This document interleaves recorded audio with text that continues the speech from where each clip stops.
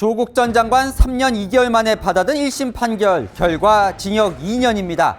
조 전 장관은 다 무죄라고 주장했지만 법원은 바로 이 결정적인 장면을 보니 당신 말은 거짓이다, 유죄를 선고했는데요. 그 결정적인 장면 궁금하지 않으십니까? 시원하게 풀어드립니다. 함께 공부할까요? 안녕하세요. 동행과 뉴스터디 동정민 앵커입니다. 자, 조국 전 장관과 관련해서 1심 판결 나왔습니다. 징역 2년이 선고가 됐죠. 자, 구속은 되지 않았습니다. 부인 정경심 씨가 수감되어 있는 게 이제 반영이 돼서 구속은 피했는데 계속 구속이 안 되는 건 아닙니다. 그러니까 대법원까지 이 징역 2년이 유지가 되면, 실형이 유지가 되면 그때는 구속이 되는 거예요. 조국 전 장관은 그러니까 어떻게든 2심에서부터 뒤집어야 되는 거예요. 계속해서 본인은 무죄를 주장을 해왔습니다. 그런데 1심에서 유죄 판결을 내릴 수밖에 없다고 본 결정적인 장면들이 있습니다. 그 결정적인 장면들을 뒤집어야 2심에서 무죄를 받을 수 있는 거예요. 그 결정적인 장면이 무엇인지 지금부터 살펴보겠습니다. 자, 지금부터 조국 전 장관 아들 입시부터 살펴보겠습니다. 자, 아들의 경우에 이렇게 학교 다닐 때 이런 지금 순서로 진행이 될 겁니다. 2013년에 아들이 한영외고 시절의 얘기를 살펴볼 거고요. 그러다가 미국에 있는 조지 워싱턴대 가거든요. 조지 워싱턴대 시절도 살펴볼 거고, 그러다가 2017년에 서울대 연세대를, 이때는 대학원 얘기입니다. 대학원 때 시험을 봤는데 떨어져요. 그러다가 합격을 합니다. 연대에 합격했다가 2018년 충북대 로스쿨에 지원을 하는데 떨어지거든요. 이 과정 속에서 있었던 입시 비리 관련된 걸 지금부터 살펴볼 겁니다. 먼저 1차적으로 한영외고 업무방해는 무슨 얘기냐? 제가 앞으로요, 의혹과 조국 전 장관의 주장과 이거를 뒤집게 된 결정적인 장면을 설명을 해드릴 거예요. 첫 번째, 한영외고 업무방해는 무슨 말이냐? 자, 고3 때 얘기입니다. 한영외고 고3 여름이에요. 자, 조국 전 장관 아들은 미국의 대학을 진학을 준비하고 있었습니다. 시험을 보려고 했는데 시간이 부족해요. 그런데 방학 때 학교를 가야 되는 거예요. 학교를 가려면 학원을 못 다니게 되잖아요. 그리고 SAT라는 이 시험도 봐야 돼요. 이 시험 준비도 하고 싶은 거예요. 학원을 가고 싶은 겁니다. 그래서 뭘 했느냐? 서울대 공익인권법센터에 이번 여름방학 때 인턴십을 할 거다라는 활동 예정 증명서를 발급받아요. 그걸 학교에 냅니다. 그래서 학교에 나가지를 않습니다. 자, 학교에 그냥 결석을 해버리면 그게 나중에 흠이 될 수 있으니까 그 자료를 통해서 결석으로 처리가 안 되게 한 의혹이에요. 그런데 그게 증명서가 허위라는 의혹이 제기가 된 거죠. 왜? 이 공익인권법센터의 센터장 한인섭 교수가 조국 전 장관 친한 친구다 보니까 허위 증명서를 내줬다. 이게 의혹입니다. 조국 전 장관은요, 무슨 소리? 아들은 실제로 인턴을 했다라고 주장을 합니다. 조국 전 장관 아들은 이렇게 얘기를 해요. 아버지가 아니라 내가 인권법센터에 연락을 해서 자리가 있냐라고 물어봤더니 자리가 있다고 해서 나갔고, 그래서 누구냐면 노 씨, 성만 기억을 해요, 아들이. 노 씨라는 센터에 있는 사람과 면접도 받고 실제로 합격한 뒤에 이 노 씨에게 몇 차례 센터에 가서 자기가 인권 관련된 자료 조사를 한 거를 이 노 씨에게 줬다라고 주장을 하는 겁니다. 자, 그런데 법원은요, 아들이 인턴을 안 했다고 봤습니다. 그 결정적인 장면 살펴볼 겁니다. 뭐냐? 이 노 씨를 주목하셔야 됩니다. 노 씨. 자, 살펴봤더니 이 센터 안에 노 씨 성을 가진 사람 딱 한 명 있었어요. 노모 사무국장입니다. 이 노모 사무국장은 한인섭 센터장으로부터 이 예정 증명서를 발급해 주라고 해서 발급해 준 사람이에요. 근데 이 사무국장이 고교생 인턴은 없었다고 법원에서 진술을 합니다. 그리고 법원이 살펴봤더니 이 조국 전 장관 아들이 인턴한 기간 절반 이상을 노 사무국장은 해외에 출장을 가 있었어요. 무슨 말이냐? 아들은 이 노 씨에게 자료를 계속 줬다고 주장을 했는데 정작 이 노 사무국장은 해외에 나가 있었다는 겁니다. 그래서 법원은요, 한영외고 업무방해 유죄를 선고했습니다. 자, 한영외고 졸업하고요. 미국 조지 워싱턴 대학에 들어갑니다. 그때 당시의 상황을 살펴볼 건데요. 자, 2016년 가을 학기 이야기입니다. 2016년 가을 학기 조지 워싱턴 대학의 제프리 맥도널드라는 교수에게 이런 수업을 듣습니다. 조국 전 장관 아들이요. 민주주의에 대한 글로벌 인식. 거기에는 시험이 여러 가지 시험을 치는데 그중에서 저희가 주목하는 건 온라인 시험을 치는데요. 5차례를 칩니다. 5차례를 치는데요. 객관식 10문제가 나와요. 자, 이 시험과 관련된 겁니다. 자, 그런데 조국 전 장관 부부가 한국에 있으면서 미국에 있는 아들과 연락을 해서 이 시험을 대신 치러줬다는 의혹입니다. 자, 5차례 시험을 봤다고 했잖아요. 이 중에서 네 번째 시험과 5번째 시험을 대신 치러줘요. 그래서 대신 풀어줍니다. 그래서 4번째 시험은 90점을 맞고요. 5번째 시험은 60점을 맞아요. 그래서 어쨌든 이 과목에서 아들은 A 학점을 받습니다. 자, 그래서 이 조지 워싱턴 대학에서 제대로 학생들을 평가할 수 있는 걸 방해했다면서 업무방해 혐의로 지금 검찰이 혐의를 적용을 한 겁니다. 자, 조국 전 장관은요. 대리 시험 본 건 사실상 인정을 합니다. 그런데 뭐라고 주장하느냐? 왜 그런데도 무죄냐고 주장하냐면 첫 번째는요.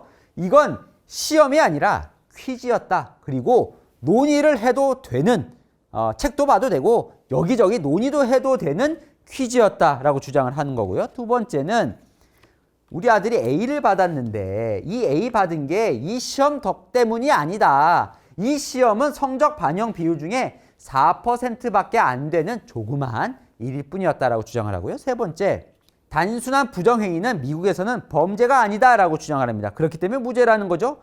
자, 법원은 이게 셋 다 아니라고 봤는데요. 그 결정적인 장면들 지금부터 살펴봅니다. 자, 첫 번째, 논의해도 되는 퀴즈였다라는 걸 무너뜨린 거는 이 대화예요. 자, 뭐라고 했냐면 아들이 한국 시간으로 화요일 12시 30분 정도의 시험을 볼 거라고 정확한 시간을 지정합니다. 그리고 30분 내에 시험을 봐야 돼요.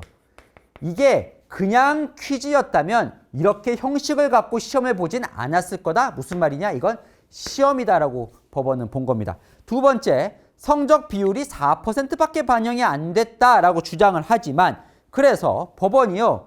실제로 어떻게 학점을 매기는지 이 수업의 학점표를 다 들여다 봤어요. 봤더니 4% 총점 4점이면 등급이 막 바뀔 수 있을 정도로 촘촘하게 학점들이 짜여 있었다는 거예요. 이게 별거 아닌 게 아니라 별거였다. 등급을 바뀔 수 있을 정도로 결정적이었다라고 본 겁니다. 세 번째, 미국에선 범죄가 아니라고 주장을 했어요. 그래서 법원이 조지 워싱턴 대학의 학문 윤리 규정을 들여다봤더니 거기엔 뭐라고 되어 있느냐?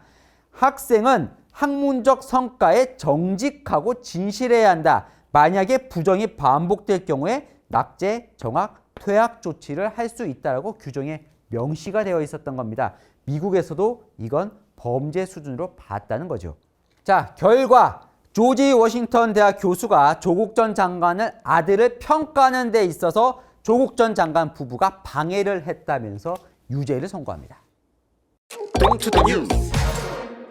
자, 조국 전 장관 아들은요. 조지 워싱턴 대를 졸업하고 한국으로 들어옵니다. 목표는요. 로스쿨, 법학전문대학원 진학이었던 것 같아요. 그런데 바로 로스쿨 시험 보기가 어려운데 안 보면 군대를 가야 되는 상황이었던 거죠. 그래서 어떻게든 징검다리로 대학원을 가야 하는 상황이었던 것 같습니다. 그래서 2017년 초에 서울대와 연세대 정치학과에 시험을 보는데 대학원 시험에 떨어집니다. 그때는요. 경력을 아무것도 쓰지 않아요. 그러다 보니까 경력을 안 써서 떨어졌구나. 자, 2017년 후반기부터 지원하는 대학원에 경력을 쓰기 시작하는데 그 경력들이 허위라는 이제 의혹이 제기가 된 겁니다. 그래서 뭐가 허위냐? 2017년 10월 이런 대학원 지원을 하기에 앞서서 정경심 교수가요. 정경심 교수와 잘 아는 조국 전 장관하고도 잘 알죠. 최강욱 당시 청맥 변호사에게 허위 인턴 확인서를 써달라고 했다. 그래서 최강욱 의원이 발급해 줬다라는 게 검찰 수사 내용이었습니다. 어떤 내용이냐? 2017년 1월부터 요청한 10월까지 16시간 동안 인턴을 했다라는 증명서를 발급을 했는데 실제로는 인턴을 안 했다라는 게 검찰 수사 내용이었죠. 자, 이거는 최강욱 의원이 허위로 발급해 줬다라는 의혹입니다. 근데 여기서 끝이 아니에요. 이 확인서를 정경심 교수 혹은 조국 전 장관이 위조했다. 자, 언제? 2018년 로스쿨에 지원을 할 때 이 똑같은 최강욱 의원이 발급한 확인서를 기간이 바뀝니다. 2017년 10월이 아니라 2018년 2월까지 16시간 동안 한 게 아니라 무려 368시간 동안 했다라는 걸로 위조를 했다라는 의혹이 추가로 제기가 된 겁니다. 자, 어떻게 위조를 했냐? 이 최강욱 의원의 이 인장을 별도로 그림 파일로 만들어서 떼내서 여기다 갖다 붙였다. 그렇게 조작을 했다라는 게 검찰의 수사 내용이었습니다. 자, 조국 전 장관은 뭐라고 주장을 하느냐? 실제로 우리 아들이 청매에서 인턴을 했다라고 주장을 합니다. 이 두 번 다 인턴을 했다는 거예요. 조국 전 장관 아들도요, 이렇게 얘기를 합니다. 실제로 일주일에 2번 내가 가서 청소도 하고 복사도 하고 이런 인턴 활동을 했다라고 주장을 하는 거예요. 자, 하지만 법원은요, 인턴 증명서는 허위고 인턴을 하지 않았다고 봤습니다. 그 결정적인 장면 바로 이겁니다. 실제로 최강욱 의원이 이 두 번째 활동 확인서를 발급을 했다면 왜 본인이 그냥 도장을 찍어서 주지 그림 파일을 갖다 붙여서 찍어줬겠느냐. 앞뒤가 안 맞는다는 거죠. 두 번째, 최강욱 의원의 진술이 바뀝니다. 처음에는요, 이 두 개 다 내가 해준 거다라고 진술을 하다가 2020년 후반부에 법정에서 어떻게 진술을 하느냐. 자, 이거는 내가 해준 거 맞다. 하지만 이 두 번째 활동 확인서는 내가 모르겠다. 왜 이런 게 나왔는지. 나는 아무 기억이 없다라고 진술을 바꿉니다. 세 번째, 이게 결정적인데요. 자, 조국 전 장관 아들이요, 보면 이때 계속 이제 지원들을 하잖아요. 근데 지원을 할 때마다 자기가 청맥에서 인턴을 했다라고 제출을 하는데 그 인턴 했다는 기간이 다 다릅니다.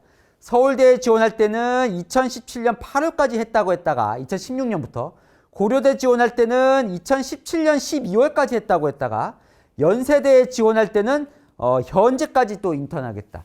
기간이 다 다릅니다. 이거는 이렇게 다를 수가 없다. 이 자체가 이게 허위라는 거를 보여준다라고 법원은 봤습니다. 자, 또 조국 전 장관 아들은 본인이 가서 이렇게 했다고 얘기를 했죠. 하지만 이 당시에 청맥에 있던 직원들에게 물어봤더니 모두가 최강욱 변호사 밑에서 일하는 인턴을 본 적이 없다라고 다 똑같이 진술을 합니다. 심지어 본인도요, 조국 전 장관 아들에게 그래서 너 언제 못 타고 거길 갔어? 라고 했는데 못 타고 갔는지 교통수단조차 아들이 기억을 못 합니다.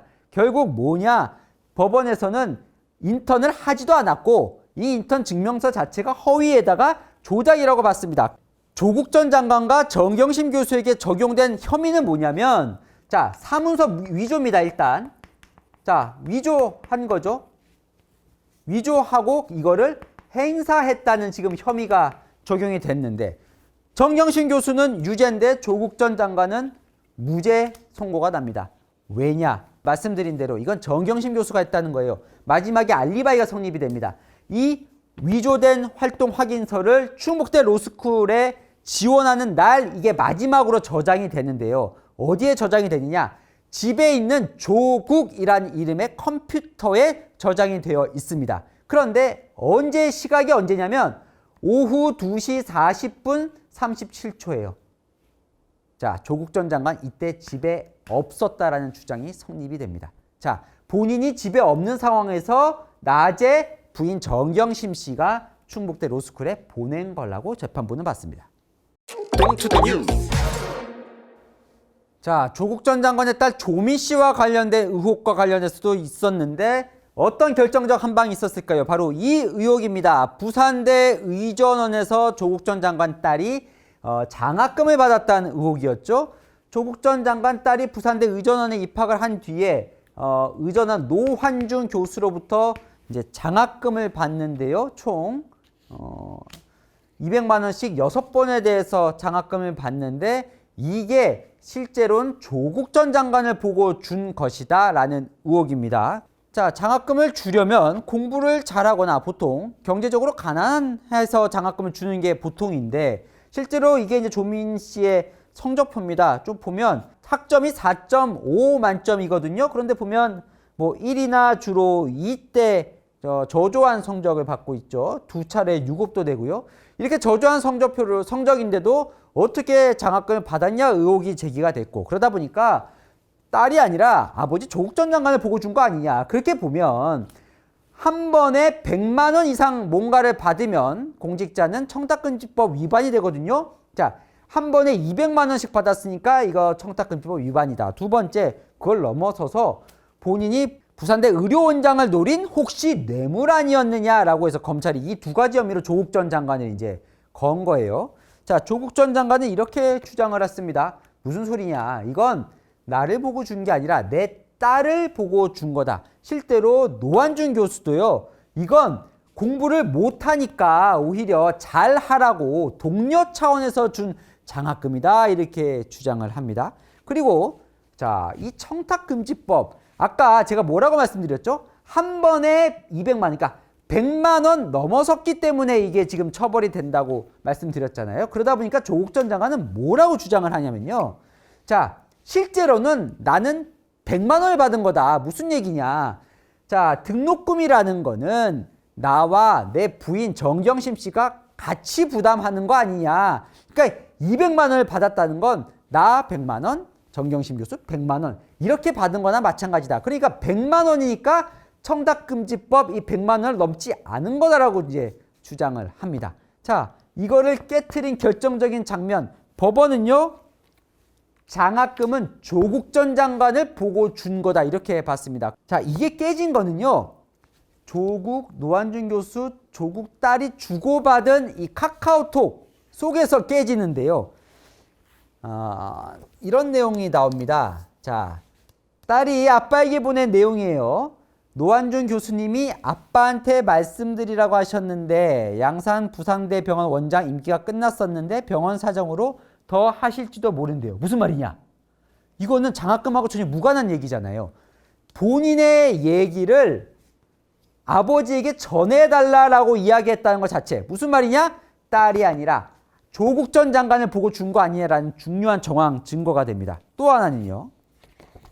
자, 보시면 알겠지만 조민 씨 계속 성적이 안 좋아요. 그러니까 유급이 되느냐, 유급을 안 당하기 위해 재시험을 보느냐, 이걸 계속 이제 따져봐야 되거든요. 그거를 결정하는 게 학사 사정 회의라는 회의체에서 재시험 기회를 줄 거냐 말 거냐는 결정을 합니다. 자, 노환준 교수가 이 사정 회의에 참석한 교수에게 이런 문자를 보냅니다. 조민 씨와 관련된 결과를 알려주시면 감사하겠습니다. 쫄려서, 이게 뭐냐면 쫄려서, 뭔가 지금 불안해서 라고 카톡을 보내는 거예요. 그랬더니 교수가 결과를 알려줍니다. 유급은 피했습니다. 3과목 재시험이에요. 그래서 법원, 검찰이 이 강 교수를 불러서 진술을 들은 거죠. 그랬더니 교수가 뭐라고 얘기하냐면 노환준 교수가 조국 전 장관 딸이니까 챙기나 보다 생각했다. 모두가 조민 씨는 조국 전 장관 딸이었다는 걸 알았다는 겁니다. 결국 조국 전 장관을 보고 줬다는 거죠. 자, 두 번째. 자, 정경심 교수도 100만 원 내니까 이건 100만 원씩 받은 거다라는 이 주장에 대해서도 아니다라고 봤는데 그거는 어디가 결정적이었냐. 노환준 교수가 조국 전 장관 가족에게 보낸 카카오톡이 바로 결정적인 장면이었습니다. 뭐냐? 노환준 교수가요. 조국 전 장관에게도 카톡을 보내고요.